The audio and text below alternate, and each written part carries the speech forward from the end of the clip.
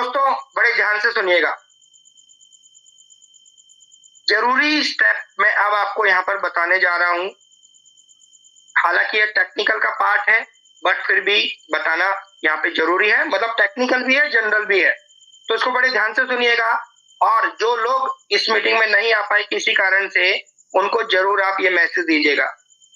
दोस्तों यहाँ पर प्लान में हम जिक्र करते हैं कि आपने 50 प्लस 200 रुपए की शुरुआत में हेल्प करनी होती है। 200 रुपए आपके डायरेक्ट व्यक्ति के पास चले जाते हैं, जिसके माध्यम से आप संस्था में आ रहे हैं, संस्था में ज्वाइन हुए हैं, और 50 रुपए संस्था में चले जाते हैं। बिल्कुल ठीक है दोस्तों, इसमें कोई दो राय नहीं है, इसमें कोई डाउट नहीं है, इसमें कोई मॉडिफिकेशन मैं नहीं करूंगा।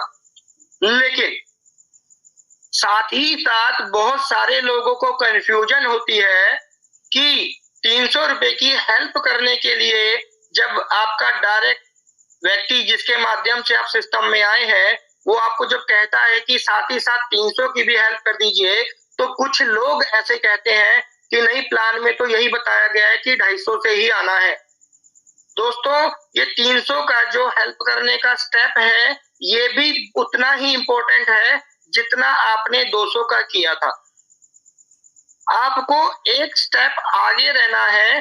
300 की हेल्प आपने कर देनी है तुरंत उसी समय पर जब आप ज्वाइन हो रहे हैं, और एक हफ्ते के अंदर अंदर 2 लोगों को आपने डायरेक्ट करना ही करना है।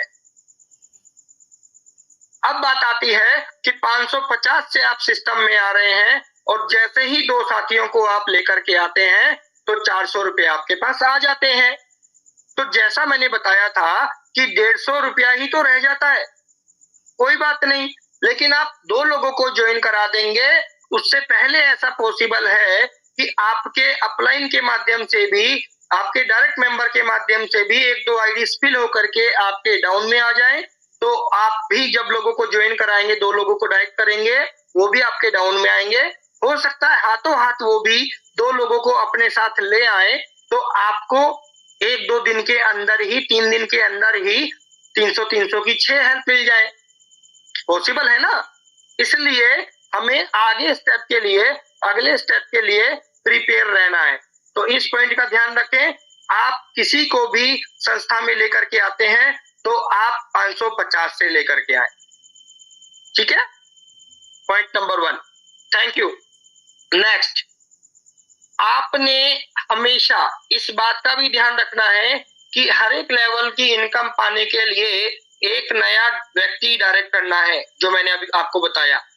इस स्टेप को भी आप 1 बाय 1 एग्रेसिव मोड में, यानी कि एडवांस मोड में लेकर के चलें, और एक नए व्यक्ति की डायरेक्ट ज्वाइनिंग पहले ही करा के रखें। ये भी बहुत इंपॉर्टेंट है। ये पॉइंट्स मैं इसलिए भी बता रहा हूं कि अगर आप लोगों के पास हेल्प नहीं आ रही है तो इन्हीं कारणों की वजह से हेल्प नहीं आ रही है। नेक्स्ट स्टेप, आपके पास जो हेल्प आ रही है, आपके पास किसी भी लेवल की, अब बताया गया है कि 300 की 2 हेल्प आ जाए, आपने अपग्रेड करना है। 600 की 4 हेल्प आ जाए, आपने अपग्रेड करना है। फिर 2000 की वहां पे दिखाई गई है प्लान में कि 3 हेल्प आ जाए, लेकिन मैंने आपको सलाह दी कि 2 आते ही आपको अपग्रेड करना है।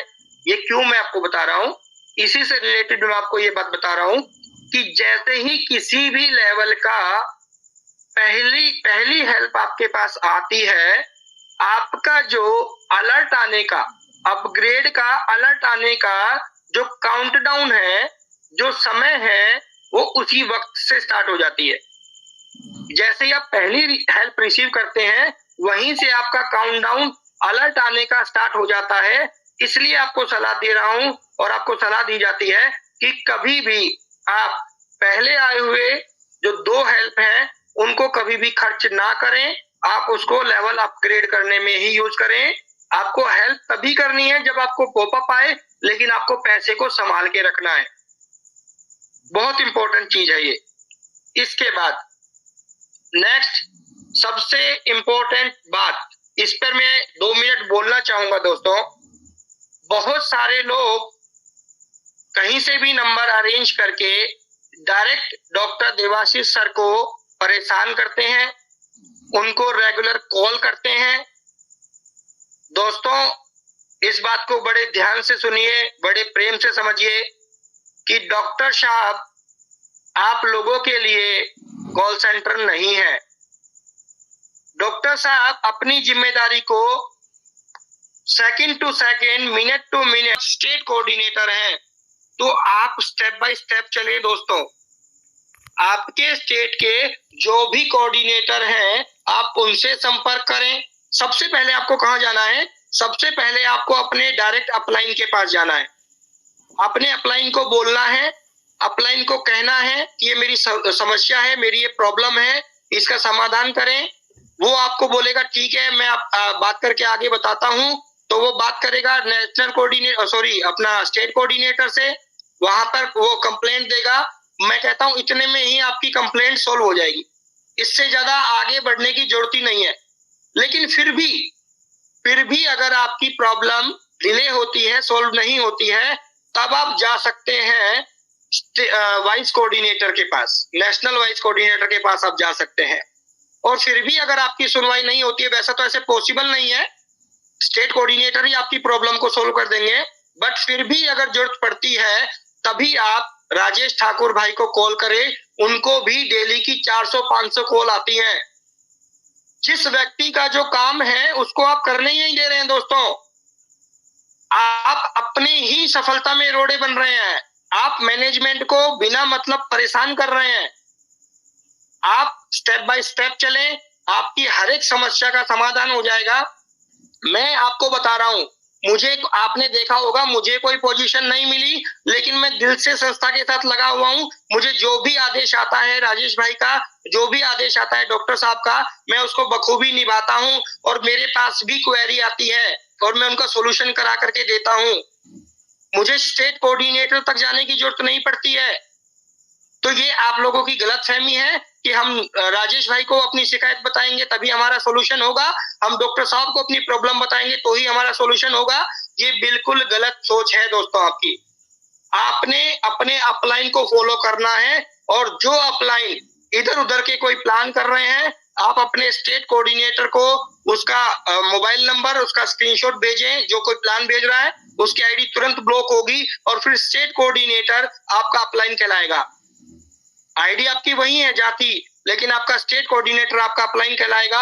और जब तक स्टेट कोऑर्डिनेटर है, जब तक नेशनल वाइज कोऑर्डिनेटर है, जब तक संस्था जिंदा है, तब तक आपका अपलाइन जिंदा है।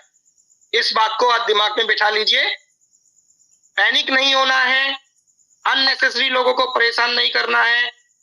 आप लोग सिर्फ काम करने पे ध्यान दो, बाकी सारी समस्या सबके पास टाइम पे पहुंच रही है और सॉल्यूशन भी उसका हो रहा है। Thank you so much. बहुत बहुत बहुत बहुत धन्यवाद आप सभी का। मैं कृतज्ञ हूं कि आपने बड़े ध्यान से, बड़े पेशेंस से मुझे सुना और मैं आप लोगों के काम आ पाया। Thank you so much. जय श्री श्याम। प्रेम भाई, over to you. Thank you so much. Thank you so much sir कि आपने बहुत ही अच्छा गाइड किया।